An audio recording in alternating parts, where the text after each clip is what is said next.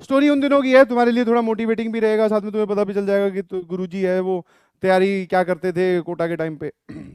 तो हम लोग क्या है, कोटा के वक्त जैसे पीजी का माहौल होता है ना, तो सभी पीजी में रहते थे, तो सबके मतलब बोलते ना, सबके जो रूम्स हैं वो एक दूसरे के नज़दीक नज़दीक ही थे। पीजी में 7-8 लोग रह रहे थे एक ही फ्लोर पे, ऊपर भी लोग रहते थे। तो उस पीजी में हम करीबन 17-18 लड़के रहते थे।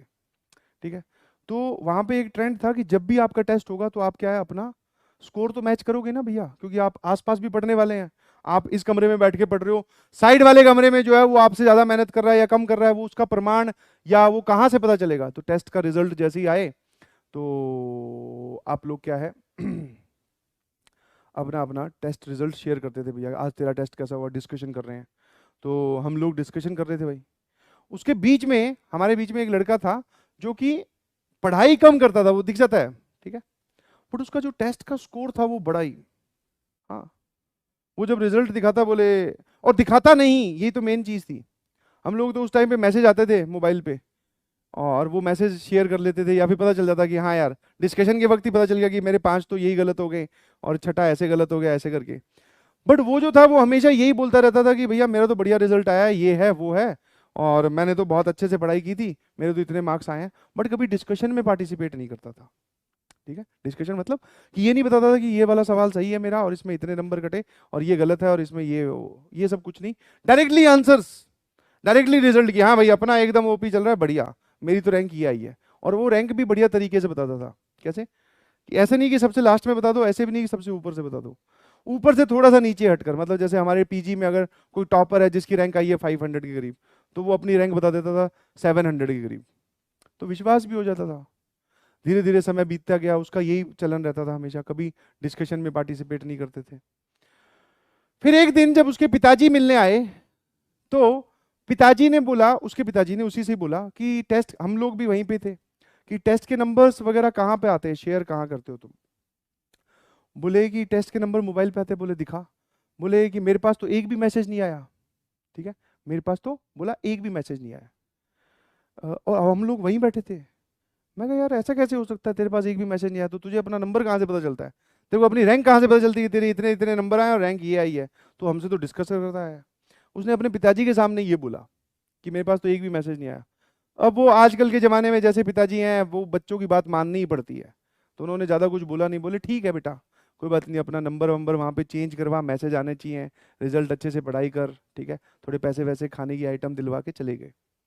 उस रात हम उससे मिले, मैं कहा यार ये क्या है, और भी लोगों ने बोला ये क्या है, तो अपना रिजल्ट ही पिताजी को बोल दे रहा है। ऑल्दो मैं भी जानता हूँ कि मेरे पिताजी भी मुझसे अगर वो मैसेज मांगते तो मैं भी एक बार छिपाने की कोशिश करता कि भैया इसमें तो बहुत गंदे रैंक, कई कई बार केमिस्ट्री में तो माइनस में भी नंबर आए हुए हैं, तो वो आप देखोगे तो यही बोलोगे ये क्या पढ़ाई कर रहा है। तो मैं जानता हूँ छुपाना, ये छुपाना चाहिए था। बट तूने तो बोले मैसेज ही नहीं आया, एक भी मैसेज नहीं बताया घर पे। बोले नहीं। मैं कहा यार ये सही है। फिर फिर जब वो ये बात कर रहा था, वो बात करते करते ही रोने लग गया। उसने ये बोला कि मुझे ना कुछ नहीं समझ में आता है क्लासेस में, मैं कभी कभी क्लास बंक भी कर देता हूँ, चला जाता हूँ कैंटीन वैंटीन में, साइबर कैफे जा रहा हूँ, पढ़ाई नहीं कर रहा हूँ, बट क्या मैंने ये अपनी बात घर पे नहीं बता रखी है। तो फिर भैया जो दोस्तों का, सिर्फ ऐसा नहीं है कि दोस्त सिर्फ बिगाड़ने में काम करते हैं, बाकी दोस्तों ने समझाया भी, और उसको वो बात समझ में आ गई कि देख अभी टाइम, ऐसा नहीं है कि टाइम पूरा ही तूने डिस्ट्रॉय कर दिया है, कुछ पार्ट कुछ सेगमेंट उड़ा दिया है, वो अच्छी बात तो नहीं है, वो लॉस हुआ तेरा। बट अगर तू अभी से ही पढ़ाई करनी स्टार्ट करता है तो तू बढ़िया रिजल्ट ला सकता है, कोई दिक्कत नहीं है। और उसके मन में डर था कि भैया पिताजी मुझे बोल के गए हैं और ज्यादा बोल के भी नहीं गए, उन्होंने विश्वास दिखाकर ये बात बोली है कि बेटा अच्छे से पढ़ाई करो, ठीक है, हाँ कोई कमी पेशी हो तो उसको दूर करने की कोशिश करो। तो उसको ये बात थोड़ी सी टच कर गई कि हाँ यार पेरेंट्स को थोड़ा धोखा देना गलत बात है। तो उसने from that day he start studying, उसने पढ़ाई करनी स्टार्ट की। और बिलीव यू मी, ये 11th के एंड की बात है, 11th नवंबर दिसंबर की बात है। 12th में उसने बहुत जबरदस्त तरीके से पढ़ाई की हम लोगों के पैरेलल। फिर वो नंबर भी दिखा रहा था, बात भी कर रहा था घर पे, मैसेज भी आ रहे थे। और ही स्टार्ट, मतलब उसकी जो परफॉर्मेंस है आप बोल सकते हो कि वो बढ़नी शुरू हो गई। समझ पा रहे हो कि नहीं समझ पा रहे हो, है ना। तो what I am trying to convey is कि आप अगर अपने पेरेंट्स को धोखा दे रहे हैं, कुछ छुपा रहे हैं, तो do not do that. I can understand as a student, कई कई बार हम छिपा लेते हैं मार्क्स बिकॉज वो इतने अच्छे नहीं होते या दिखाने वाले नहीं होते। बट कोई बात नहीं, उनसे कुछ मत छुपाइए, be very clear to them. और उनको बता दो कि मेरी ये समस्या चल रही है, मैं उस पर काम कर रहा हूँ। जब आप उनसे एकदम क्लियर पिक्चर रखोगे तो आपका भी मन करेगा मेहनत करने का। और जब आप उनसे छुपा कर रखोगे, जैसा कि आजकल 90% जनता यही कर रही है ऑनलाइन में, तो ठीक है, छुपा कर चीजें कर रही है और बता भी नहीं रही है और कुछ कर भी नहीं रही है। वो यही बोलते हैं यहाँ क्लास, बोलते हैं कि क्लास अटेंड कर रहा हूँ सर। पापा मैं तो रोज क्लास अटेंड करता हूँ, मैं क्या करूँ, मुझे समझ में ही नहीं आता। तो अरे ऐसे कैसे हो सकता है भाई, हिंदी बोल के तो पढ़ाया जा रहा है, इंग्लिश की टर्म्स तुम्हें समझ में आती हैं, जो बातें यहाँ बताई जा रही है तुमसे हाँ भरवाई जाती है कि समझ में आएगी नहीं।